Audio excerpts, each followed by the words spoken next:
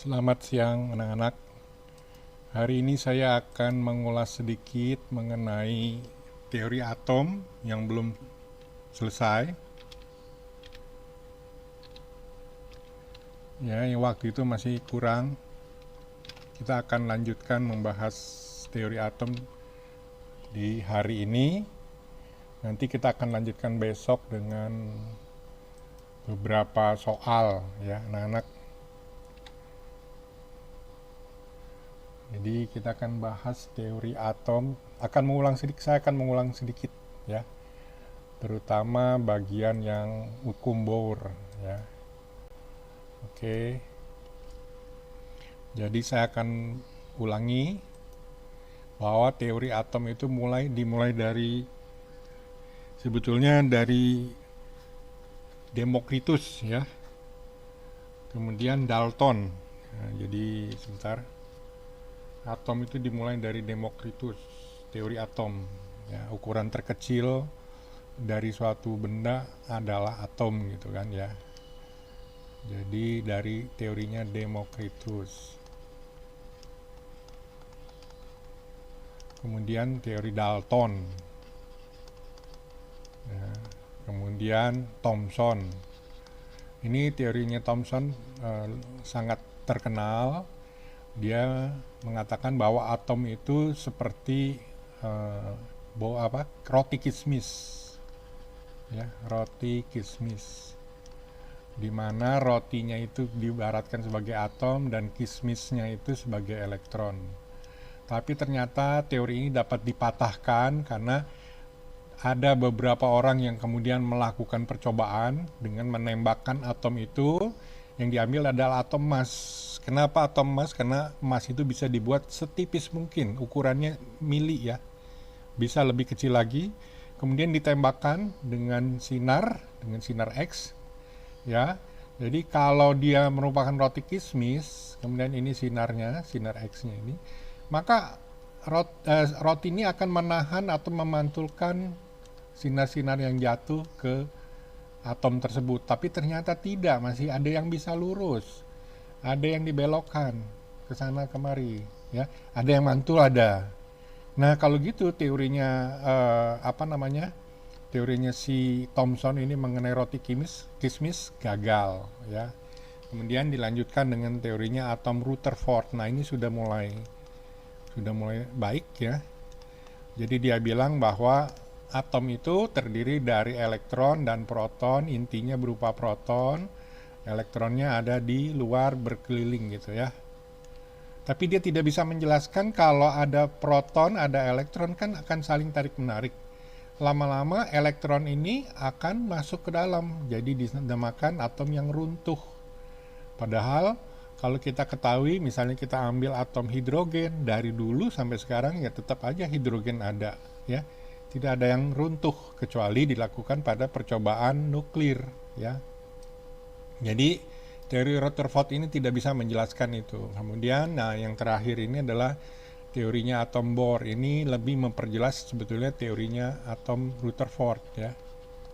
Jadi dikatakan bahwa memang intinya berupa proton dan neutron malah ya. Ada proton, ada neutron, di sekelilingnya ada elektron yang selalu bergerak ya dengan kecepatan tertentu. Sehingga ada dua gaya di sini, yaitu gaya sentripetal ya, ini elektron gaya sentripetal dan gaya tarik, karena memang di sini ada proton, di sini elektron negatif. Nah, besarnya gaya sentripetal dan gaya tarik itu sama besar sehingga tidak terjadi runtuhnya elektron ke dalam inti ya. Nah, lintasan ini kemudian dikenal dengan nama lintasan stasioner.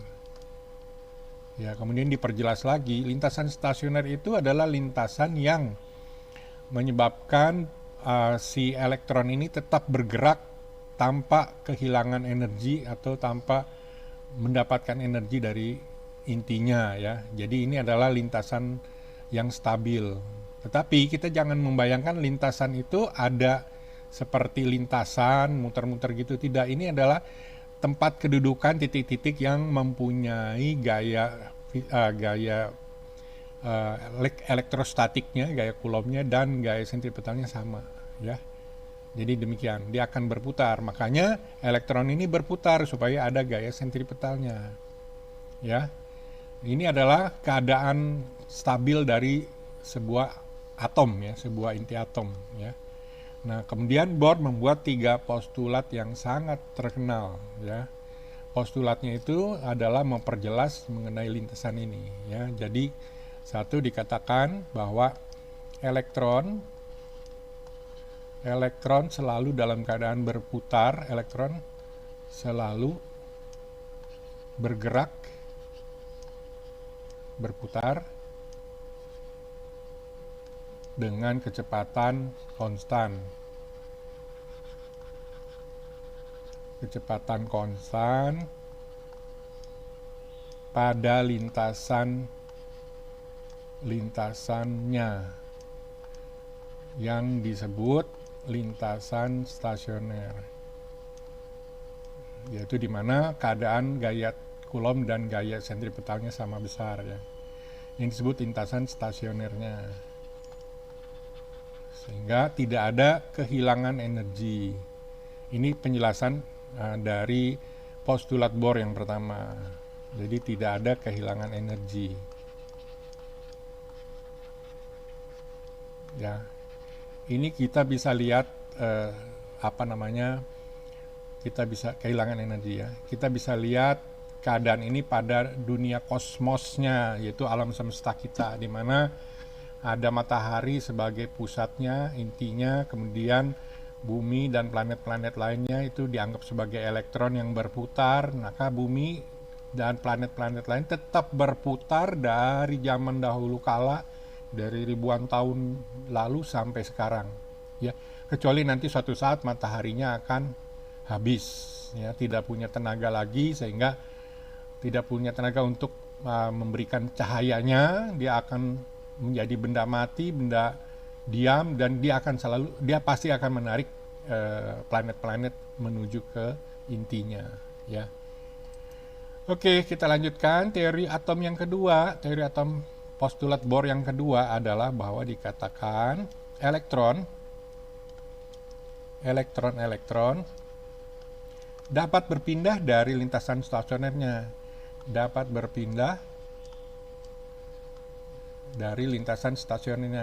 dari lintasan stasionernya.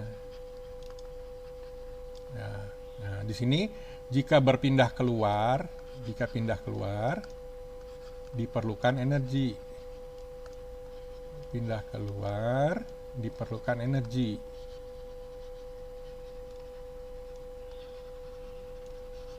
Sebaliknya jika pindah ke dalam, jadi artinya keluar kulit ya. Dari kulit stabilnya dia dipindahkan, maka diperlukan energi. Jika pindah ke lintasan terdalamnya,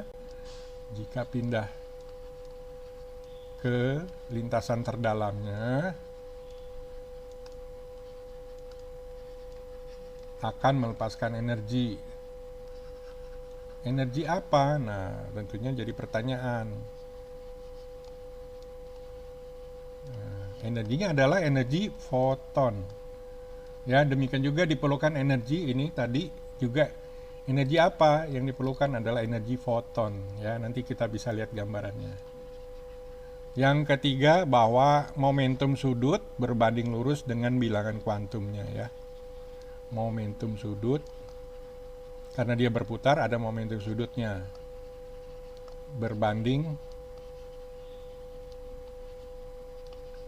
lurus dengan bilangan kuantumnya. Bilangan kuantumnya itu kulitnya ya, dengan bilangan kuantum kulitnya ya. Oke, kita akan coba postulat kedua dulu ya. Kita langsung saja postulat kedua. Dimisalkan ada inti atom di sini, inti atom yang berisi proton dan neutron, kemudian ada elektron yang berada di luar lintasannya. Sebetulnya lintasan bukan berbentuk lingkaran ya, lintasannya adalah elips, karena bentuk yang ideal di alam semesta adalah bentuk elips, ya, bukan lingkaran ternyata.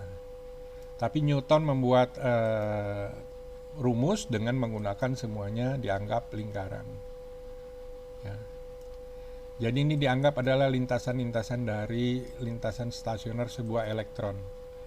Kalau saya ingin memindahkan elektron ini, sebuah elektron di kulit terdalamnya, kita anggap ini namanya kulit dasar, saya mau pindahkan, maka harus diberikan energi. Energi foton kita sudah ketahui H kali F, ya. Nah, dia akan pindah. Nah, pindahnya bisa ke kulit di atasnya atau bisa juga ke tempat tahingga.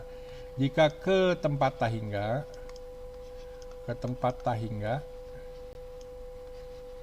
tempat yang jauh maksudnya, maka disebut energinya adalah energi ionisasi. Jadi energi yang kita berikan adalah energi ionisasi. Jika pindah ke tempat lintasan di atasnya, tempat di atasnya bisa aja dari kulit 1 ke 2, ke 3, atau ke 4 dan seterusnya. Ke tempat lintasan di atasnya,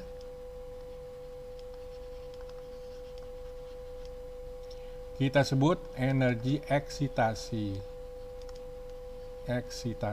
Ingat, kalau elektron berada pada lintasan dasarnya, ini adalah elektron-elektron yang stabil. Jadi pada kulit-kulit yang biasa dia sebut stabil. Tapi kalau kita beri energi sehingga dia pindah, dia menjadi tidak stabil, ya, maka disebut eksitasi. Ya, energi ionisasi ke tempat yang jauh tidak berhingga, ya. Ini postulat kedua yang menyatakan pemberian energi untuk melepaskan elektron pindah, ya. Sebaliknya, kalau elektron ini pindah dari kulit atas ke kulit yang terbawah, bisa ke kulit di sini, bisa juga pindah ke kulit sini. Maka dia, cara pindahnya jangan pakai ini lambangnya, ya. Saya pakai lambangnya pindah ke sini atau pindah ke sini, ya. Nah, di sini pasti akan melepaskan energi. Kalau melepaskan lambangnya gitu. Energinya apa? Energi foton juga. HF, ya. Coba kita mau lihat energinya apa sih? Kemarin kita sudah bahas bahwa energi tiap kulit itu dirumuskan dengan EN sama dengan min 13,6 per N kuadrat elektron volt, di mana 1 elektron volt adalah 1,6 kali 10 pangkat min 19 Joule. Jadi energinya sangat-sangat kecil. Dalam Joule itu 10 pangkat min 19, kecil sekali, ya.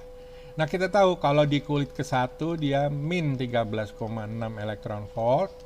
Di kulit kedua di sini min, ya, 13,6 dibagi 4. Ya. Ya, berapa itu? Sekitar 3 koma tuh, ya. Sebentar kita lihat dulu. 13,6 dibagi 4. Ya, kita dapatkan 3,4 elektron volt, ya. Di sini pakai tanda minus. Artinya apa? Untuk melepaskan elektron dari kulit ke-1, kita memerlukan energi 13,6. Dari kulit kedua, artinya mengionisasi, ya. Kita memerlukan min 3. Makin keluar, makin kecil energi untuk melepaskan elektronnya, ya. Sehingga makin jauh kita akan lebih mudah mengeluarkan elektron tersebut, ya. Nah, kita bisa cari berapa sih energi yang dibutuhkan. Nah, misalnya saya mau memindahkan, kalau ke tempat tahingga ya 13,6, ya. Saya mau memindahkan ke energi ke kulit ketiga atau kedua saja, ini kita sudah hitung, ya. Dari kulit ke-1 pindah ke kulit ke-1 berarti dari N sama dengan 1 pindah ke N sama dengan 2, ya. Jadi berapa energinya? Ya, energinya adalah, atau delta E-nya adalah E2 min E1, gitu, ya. Berapa E2? Min 3,4 min 13,6. Sehingga kalau dicari ini hasilnya akan sama dengan 10 koma nih. Nah,